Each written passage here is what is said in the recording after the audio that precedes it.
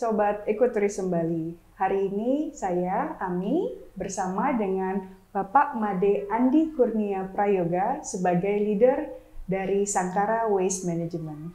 Selamat siang Pak Andi. Selamat siang. Apa kabar? Baik, sehat. Sehat, good to see Pak Andi.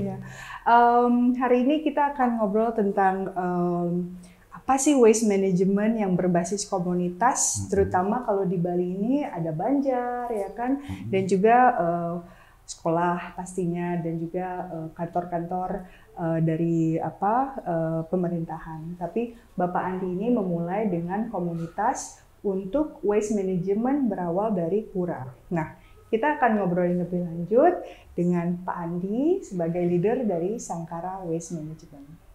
Pak Andi, Sangkara Waste Management, apa artinya dan bagaimana Bapak memulai Sangkara Waste Management? Oke, jadi Sangkara Waste Management, jadi memang kita adalah sebuah usaha rintisan.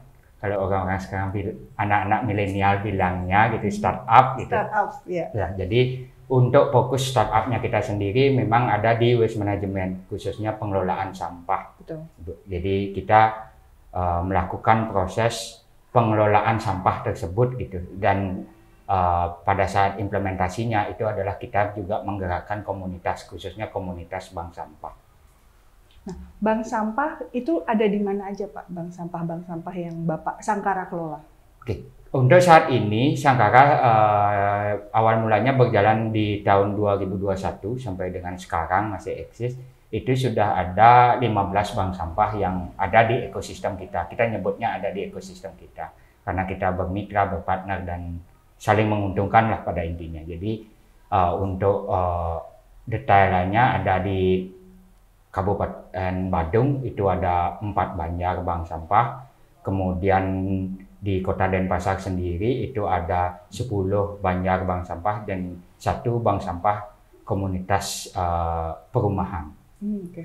Nah, mulainya Bapak terjun ke pengelolaan sampah, bisa diceritakan bagaimana sampai 2021 itu terjun ke pengelolaannya? Awal mulanya saya di tahun 2021 pengelolaan sampahnya Sangkara itu fokus pada pengelolaan sampah sisa-sisa hasil upacara pura-pura Kayangan Jagat yang ada di Bali. Kita sampai dengan bulan Desember tahun kemarin kita sudah eksis terus datang membantu pengelolaan sampah di 10 pura Kayangan Jagat, mulai dari pura yang paling timur ada di Besakih sampai pura yang paling barat ada di Pura Rambut Siwi. Itu kita melakukan proses pengumpulan sampah di sana, kita melakukan proses pengelolaan sampahnya menjadi beberapa produk. Contohnya kompos dan briket seperti itu. Setelah itu untuk yang organik? Itu untuk case sampah organik, ya. Dan di sisi lainnya untuk sampah anorganiknya kita memberdayakan bank sampah Banjar.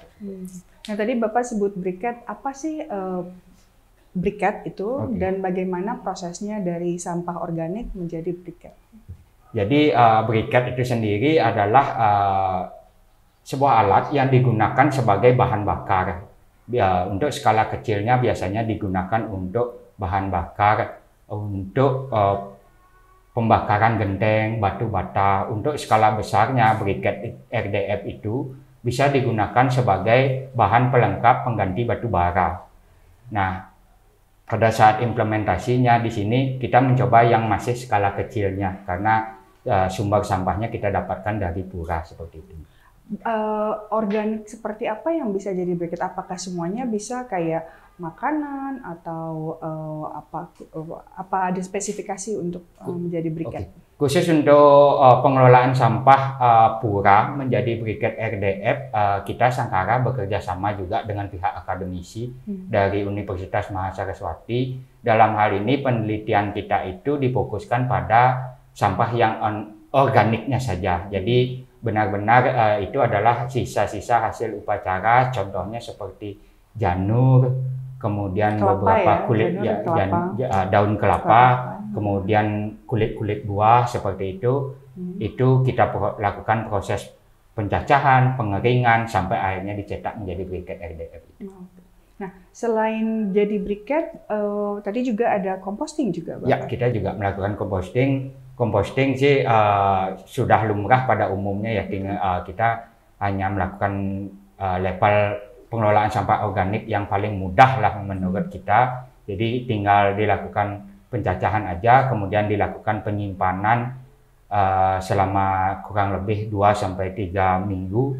Dan tentunya ditambahkan bioaktivator, sudah bisa menjadi kompos untuk ditebar di kebun masing-masing. Dan itu apakah udah level industri atau untuk penggunaan usaha saja atau sudah dijual? Untuk kompos dan briket RDF itu masih untuk skala kecil sih, Mbak. Jadi kita hanya mensupport beberapa pihak-pihak yang memerlukan, belum sampai skala industrinya, karena dari sisi bahan bakunya, khusus untuk Pura Kahyangan Jagat sendiri, pengelolaannya di Bali, di beberapa pura itu sudah cukup efektif. Jadi sumber sampahnya pun juga terbatas. Pengen lebih tahu tentang startup awal mulanya sampai sekarang ada lokasi di sini 3 bulan ya Pak, baru ya, selamat ya, ada tempat baru ya kan. Bagaimana Bapak membuat ekosistem tersebut? Karena kan ini nggak cuma dari pengambilan terus dikelola, tapi kan ada jalur-jalur dari partner ya, yang pendukung, terus habis itu Bapak juga ya kan. Bagaimana Bapak membangun ekosistem itu?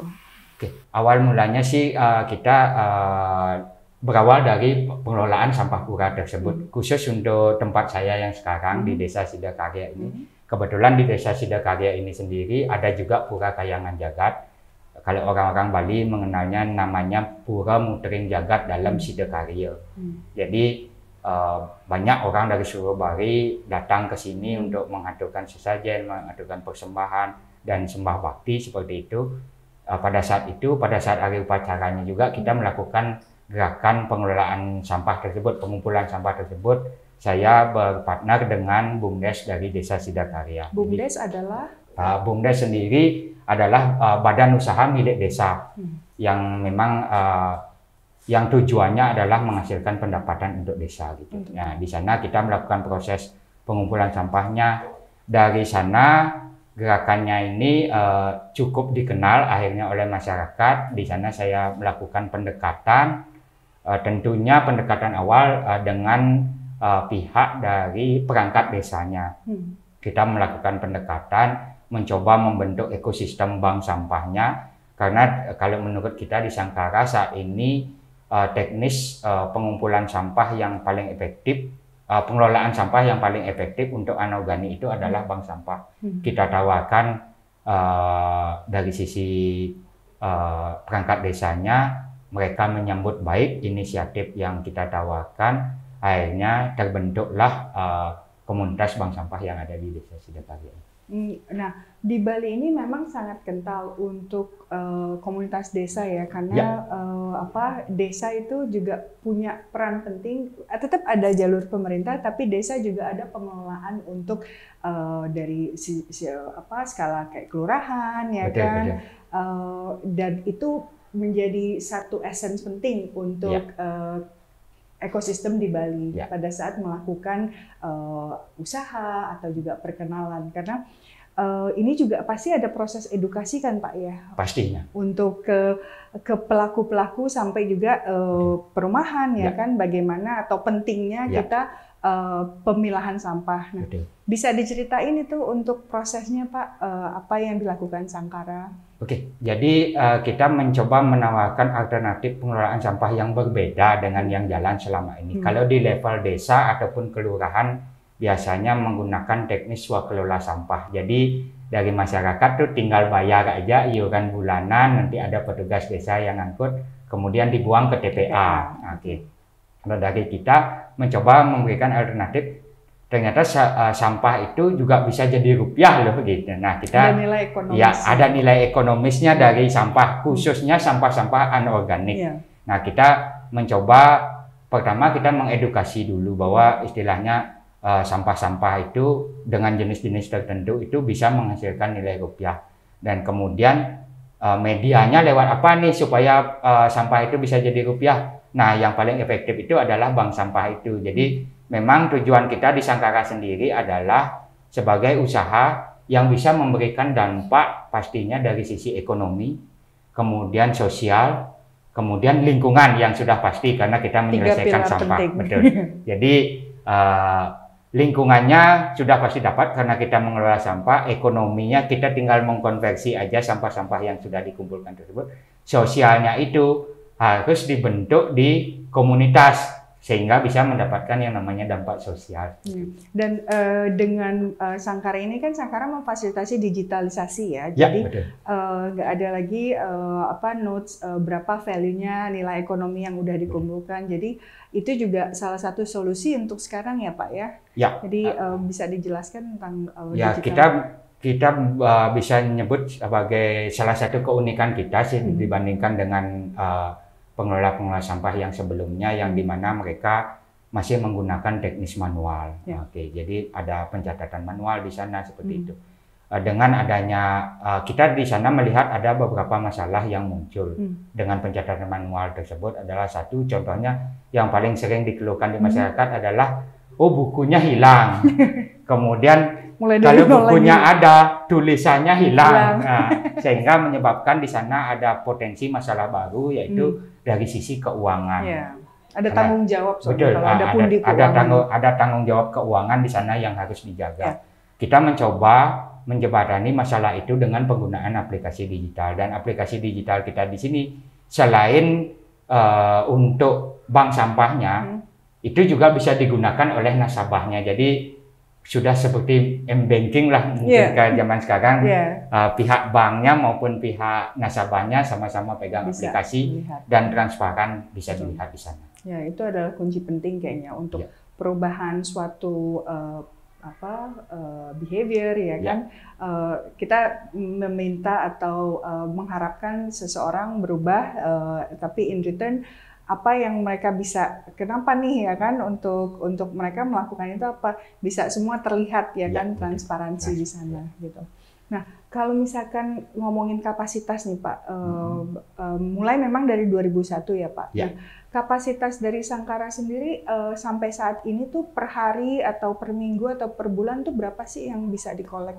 Oke, karena kita fokusnya adalah di pengelolaan, pengumpulan sampah, waste collecting. Jadi kita untuk kapasitas sendiri itu untuk kondisi existing saat ini kita fokusnya di plastik. Jadi untuk sampah plastik sendiri, khususnya yang botol-botol PET orang bilangnya, itu kita bisa collecting di sekitaran 2 sampai 3 ton per harinya. Untuk collecting. Dari 15 atau 14 Banjar itu ya, atau bank sampah? Ya, dari 15 bank sampah Banjar, ditambah juga ada beberapa komunitas lain yang mereka langsung menjual sampahnya ke kita. Jadi berapa ton tadi Pak? 2 sampai 3 ton per hari. 2 sampai 3 ton per hari. Kalau misalkan dilihat dari nilai lingkungannya, itu adalah sampah yang diproduksi oleh 15 area di bawah bank sampah yang tidak masuk ke TPA. Dan ini dikelola dan bisa kita proses biasa 3R ya. Padahal di sini benar ya, bisa di reduce ya kan, atau di recycle ya kan.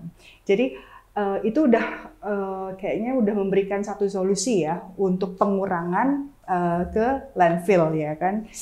Salah satu misi Bapak juga kan ya. Nah, kalau ngomongin misi selain itu, ada impact apa sih yang diharapkan oleh Sangkara saat membangun harapan Bapak saat membangun Sangkara? Kalau dari saya sih menyadari ya, kita di Bali kan industri yang paling besar di Bali itu kan industri pariwisata gitu.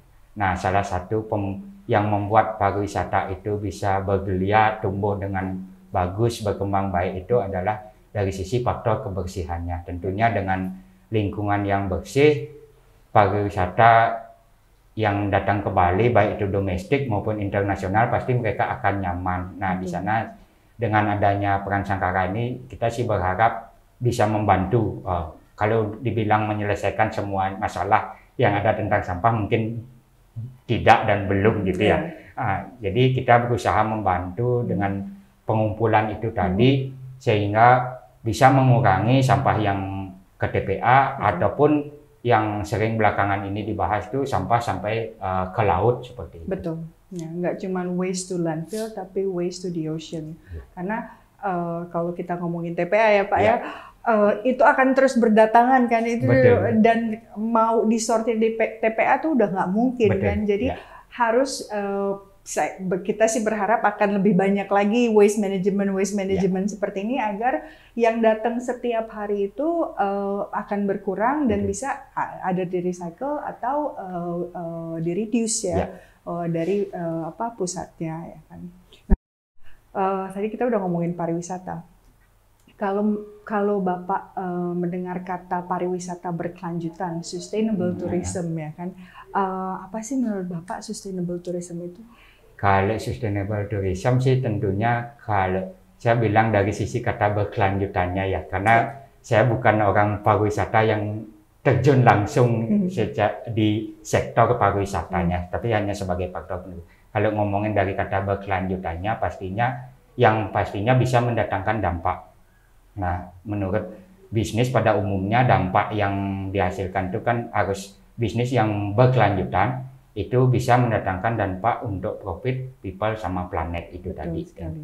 Tentunya kalau pariwisata berkelanjutan ya yang bisa mendatangkan dampak itu sehingga terus bisa berjalan sampai selama-lamanya. Ya betul, bisa sustain ya. Kalau berkelanjutan. Nah, Bapak kan asli Bali ya? Ya. Tapi kalau misalkan Bapak berpergian di daerah Bali ini, ada nggak sih tempat atau makanan yang Bapak bisa rekomendasi ke teman-teman di Fiora Ecotourism atau lokasi? Oke, kebetulan kalau dari sisi saya sendiri, saya memang senang juga wisata, jalan-jalan yang khususnya ke alam lebih tepatnya. Kalau kita di Bali punya beberapa rekomendasi untuk pariwisata alam. Saya juga senang hiking gitu. Kita ada beberapa gunung, Gunung Agung, Gunung Batur, Gunung Batu Karu yang wisatawan bisa kunjungi untuk wisata hiking gitu. Betul. Kemudian untuk wisata, saya juga pribadi senang wisata pemandian. Oh, pemandian. Ya, wisata pemandian itu bisa di daerah Karangasem yang banyak sekarang di sekitaran Telaga Wajah seperti itu. Oke. Kalau khusus untuk wisata kuliner sendiri, bisa saya rekomendasikan untuk pencinta kuliner makanan khas Bali, itu bisa mengunjungi daerah Abian Semar, karena sepanjang itu banyak banget makanan-makanan khas Bali. Apa makanan khas Bali yang paling Bapak suka? Kalau untuk makanan khas Bali beragam sih, ada yang variannya dari ayam, ada dari babi, tapi yang olahannya yang paling terkenal itu biasanya lawar. Lawar. Ya. Jadi itu favorit Bapak ya. Nah, kalau teman-teman belum tahu lawar, bisa di Google atau Bapak bisa jelasin apa sih isi dari lawar? Kelapa, sayuran. Ada lawar itu campuran berbagai macam bahan, ada mulai dari dagingnya, kemudian dari sayurannya, ditambah juga dengan bumbu-bumbu khas Bali, dicampur aduk menjadi satu, dan di sana kita bisa merasakan makanan yang memiliki dalam satu jenis makanan varian rasanya beraneka ragam. Cita rasa Bali pokoknya. Kalau ke Bali menurut Bapak Made, kalau belum cobain lawar berarti belum menemukan cita rasa Bali. Nah, kalau selama perjalanan Sangkara ini ada nggak cerita yang berkesan menurut Bapak yang mungkin Bapak akan selalu ingat pada saat Bapak memikirkan visi dan juga apa yang mau dilakukan Sangkara ke depan dengan pengalaman tersebut yang merubah mindset Bapak? Kalau terkait dengan perjalanan bisnis saya di Sangkara sih, sejauh ini saya sudah sangat bersyukur sekali ya, tentunya apalagi dengan kerjasama dengan Desa Sidakarya ini. Awal mulanya yang Sangkara hanya berawal dari rumah saya pribadi yang ada di Mengui seperti itu, digunakan untuk tempat pengolahan sampah pura. Kemudian akhirnya sampai mendapat kesempatan berkolaborasi dengan pihak Desa Sidakarya. Di sini adalah pelajaran yang sangat penting banget bagi saya dan sangat berharga banget bagi tim saya juga gitu. Di sini saya melihat sepanjang perjalanan saya berbisnis pengelolaan sampah ini sudah cukup banyak orang-orang yang mau terlibat di dalam pengelolaan sampah ini sendiri. Tapi hambatan-hambatannya pun juga masih banyak. Tapi pengalaman saya, semua orang sudah berusaha untuk menjaga lingkungannya sehingga tentunya bisa berdampak ke pariwisata itu tadi. Karena kita di Bali kan hanya mengandalkan pariwisata aja untuk industri. Nah, kalau dari besarnya tim dari Bapak merintis awal, tadi Bapak bilang melawar dari rumah dari 2021 ya, sampai sekarang itu perjalanannya gimana Pak sekarang? Kalau untuk komposisi tim cukup naik signifikan sih untuk saya ya Mbak. Pertama kita awal mula saya membentuk di Sangkara di Mengu itu berawal hanya dari 3 orang. Ada saya sendiri, kemudian di operation saya ada Pak Gede Rimbawo namanya, kemudian di marketing ada Pak Dewa Sudiastiko. Dari 3 orang itu sendiri kita mengajak awal mulanya beberapa komunitas-komunitas untuk ikut membantu seperti itu. Dan sampai akhirnya pindah ke Desa Sidakarya ini sendiri. Saat ini tim saya sudah berjumlah 15 orang. Wow, sangat perjalanan yang lumayan. Dan tapi kan nggak berhenti sampai sini kan Pak? Ada visi besarnya pasti. Pastinya. Apa itu Pak? Visi besarnya Sangkara pastinya ingin jadi agregator bank sampah yang terdepan, khususnya untuk di Bali gitu. Jadi kita memang bisa benar-benar suatu saat nanti kita berharap pengelolaan sampah ini bisa jadi bisnis yang berkelanjutan khususnya untuk masyarakat Bali sendiri. Nah, terdepan itu seperti apa Pak? Bagaimana untuk bisa menjadi terdepan? Apakah lebih banyak cabang-cabang atau lebih banyak sampah atau gimana? Salah satunya ya Mbak. Jadi kita berusaha juga untuk memperluas market kita untuk mencapai visi misi terdepan tersebut gitu.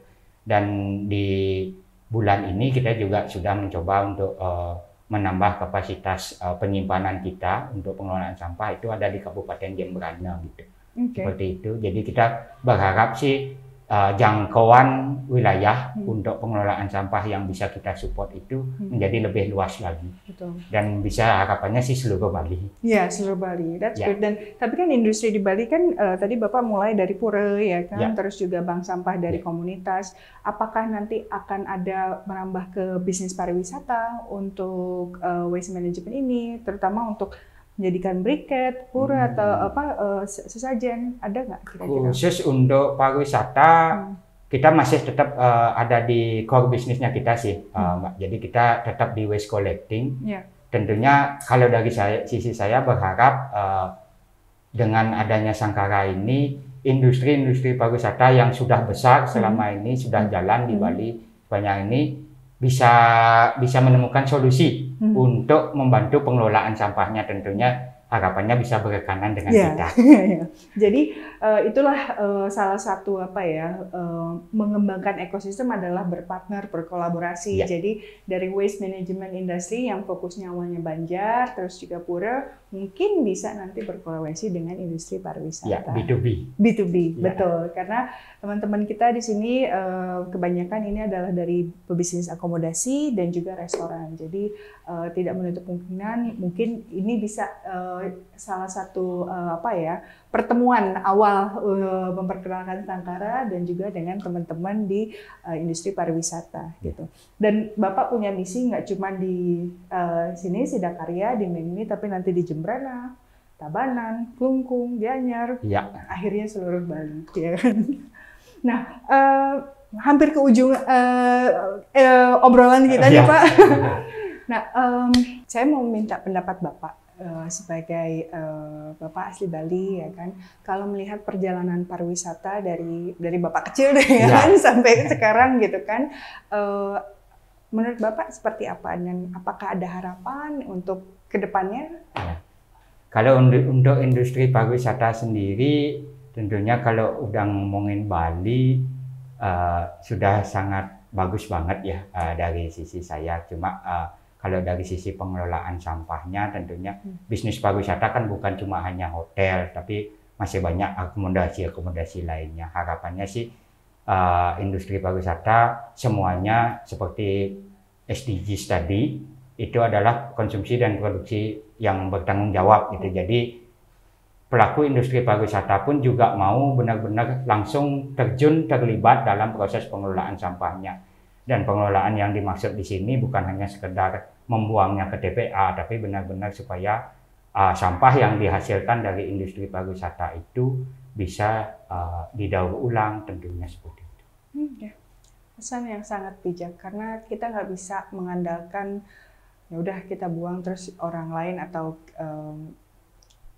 biasanya kan kita bayar ya untuk pengelolaan sampah. Itu saya udah bayar ini ya kan, udah bukan urusan saya, tapi benar-benar dari awal entah kita bisa reduce konsumsi ya kan, atau kita bisa reuse ya kan, agar meminimalisasi sampah yang keluar, yang diambil nanti sama pengelola sampah, atau bisa melalui manajemen sampah untuk bisa di-recycle. Jadi mengurangi sampah yang akhirnya ke landfill atau juga ke ocean, karena ya balik kan segini aja ya Pak, kalau nanti isinya sama semua nanti nggak ada balik lagi ya kan. So mungkin kurang lebih seperti itu obrolan kita kali ini dengan Pak Made. Terima kasih banyak Pak Made atas waktunya dan insight-nya. Sekian dari saya Ami dari Ekoturism Bali. Nantikan terus obrolan tentang pariwisata berkelanjutan dan juga teman-teman Eco Warrior yang sudah menjalankan praktek-praktek keberlanjutan di YouTube kita. Bye!